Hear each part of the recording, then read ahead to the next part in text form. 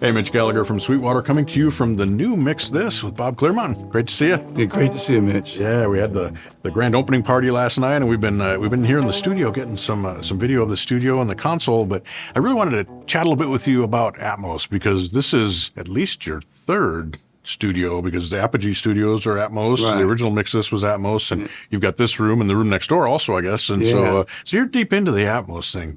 Pretty deep, yeah. Yeah, and of course you've done so much mixing, and you're doing an immersive tour as well, or have done immersive tours. I know you've got that coming up as well. And man, you're sort of setting the bar, the bench line for a lot of that stuff. I mean, your mix of Avalon and things in Atmos are just stunning. Thanks so much. Yeah, tell us a little bit about that. Tell us how you got into Atmos, what it means to you to do that, how you approach it.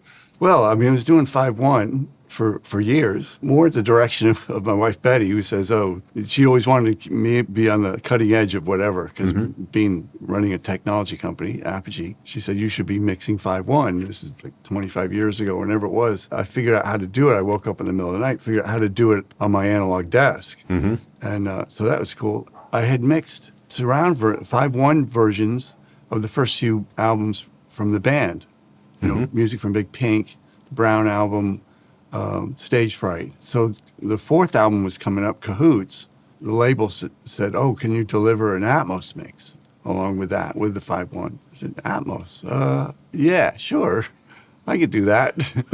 And luckily, just a year or two before that, we had redone the floors in the living room, which was just above the mix room, the old mix room, of course. While the floors were open, I thought, let's put some conduits in there just in case I have to put speakers in the ceiling, because there was people were talking about Atmos at the time, and it was just starting. There was just a little bit of a buzz about it.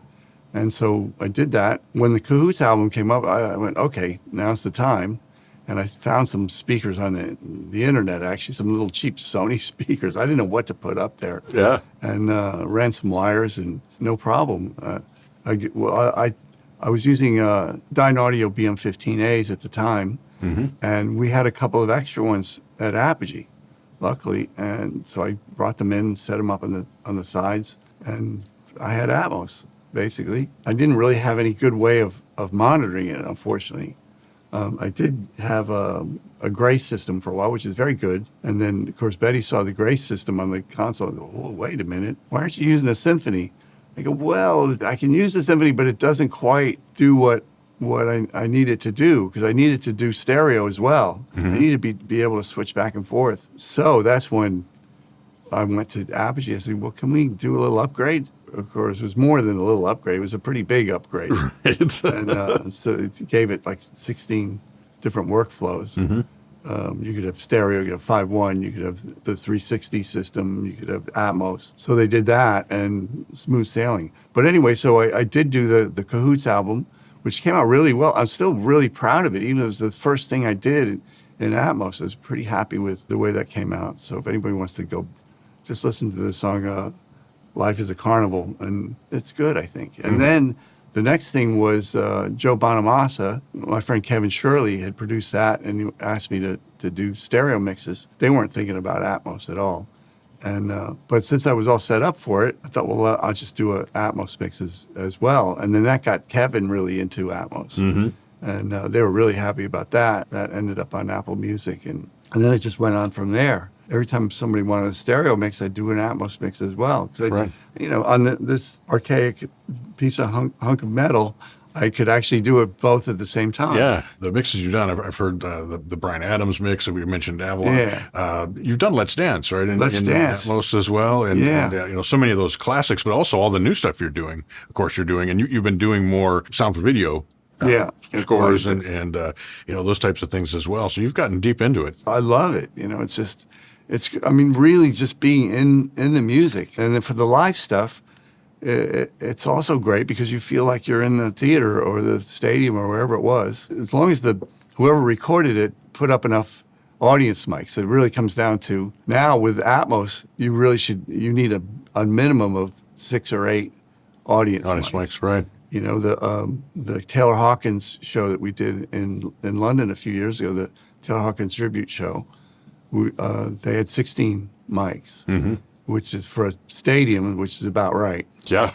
you know, and it's fantastic. Right. Because you get the whole, you close your eyes and you feel like you're there. Right. You know, it's wonderful. So I'm curious if someone is looking to get into it. I've seen different people working where they've started Atmos where they didn't have side speakers. Maybe they had 2 overheads and 2 rears. And do you have to start out with 7.1.4 or can you kind of build into it? No, you really don't. No, you can do it. You can do it that way, I think, to a point. You can do it, just more is better.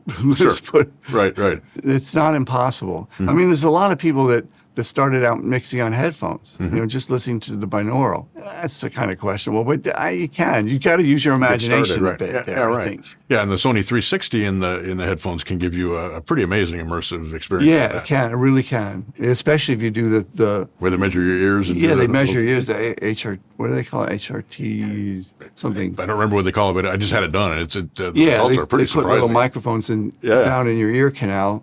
And they measure your ears, and they really get a picture of your own hearing. It's remarkable. Yeah, there's the spatialization that you get, and the localization is really pretty surprising. So, have you done the whole GLM thing and tuned it all? Yeah. Yeah. In fact, Will from GLM was here a couple days ago, and he helped tune the room a little bit. We moved the speakers a bit, and actually, it's pretty great now. It's pretty flat.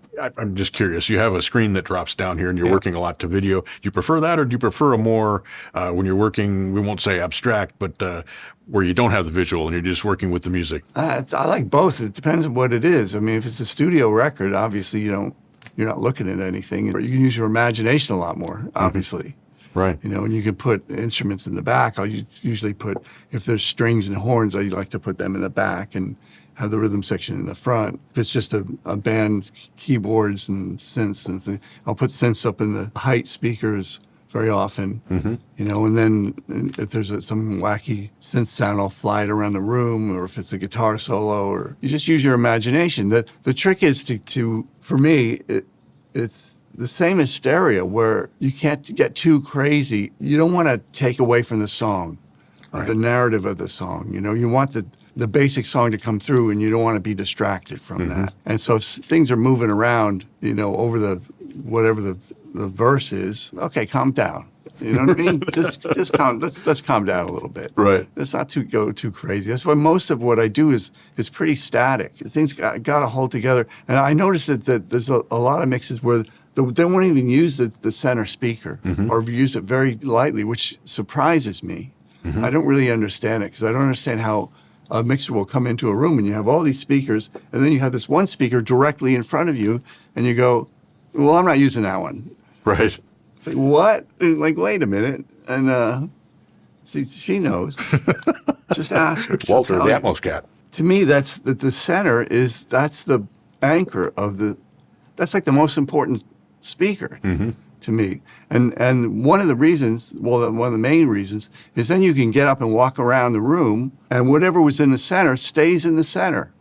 You know what I mean? That's the heart of the mix. That's the vocalist. Right. That's, you know, maybe the snare drum and the bass drum, or the lead guitar, you know, the solo, or whatever. And I can walk around the room, and the picture stays the same. Okay, the balance changes a little bit, obviously, if you're going close to one of the speakers. You know, I think of it visually. For some reason, I don't know why, but I've always felt that way about stereo too. And it's the one thing that always bugged me about stereo, is that I'll go off to the side, and now the singer's following me. Like, well, why is that? Why isn't he still in she isn't in the center? With Atmos, or even 5.1, that solves that problem. Anchors that, yeah. It's very, I mean, the reason there is a center speaker is because it's designed for movies, because they want to draw your attention to the center of the screen, which is usually where the dialogue is. Well, why shouldn't that be the same in music? Obviously, if I'm mixing a score for a film or a TV show, I won't put anything there, you know, because that's what that's for. That's for the dialogue and the main thing that's going on in the film. But for music, you don't have that. You're not looking at anything. And so I just think that's important. And it's important to be able to walk around the room and still the thing holds together. Right. Okay, nobody's heard it yet, but on the Let's Dance record, because there's that wacky delay in the song Let's Dance that was really, to me, it was a bit of an accident that happened. And David and Niall, the producer, But no, just leave it just the way it is, And before I went to do the Atmos one, I thought, well, this is going to be fun because I'm going to have that thing bouncing all over the room. But I quickly realized that a lot of the effect of that delay was, so now rhythm guitars on the left, it delays to the right, and then if the next delay is anywhere else, it doesn't work. It's that sort of bounce between that second repeat and what Now's original part is that makes it the cool thing. Right. And so I had to have it go back and forth. And then the next delay kind of goes over to the right side, and then it goes to the left side. And it is a little weird if you're near one of those speakers. So it feels a little odd. If you're sitting in the middle or any place else, it works. And it keeps the main thing that happens with that delay, the main cool thing that happens with the delay. It took a while to figure that out. Yeah, right. I thought it would be really simple. And not only that, but I did it on the the SSL System T, and that's just to be able to monitor it properly through my Apogee. It only has Dante I/O, right? And there's a certain amount of latency with Dante, and it's going through this thing called Omnibus as well.